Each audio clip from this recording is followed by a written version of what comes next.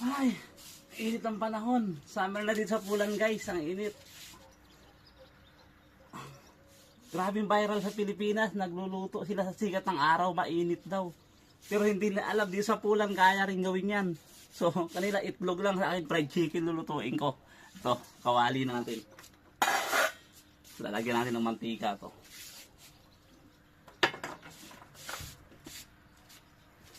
Ito nyo guys. Lagyan mo yan ng mantika. Magpiprito tayo rito.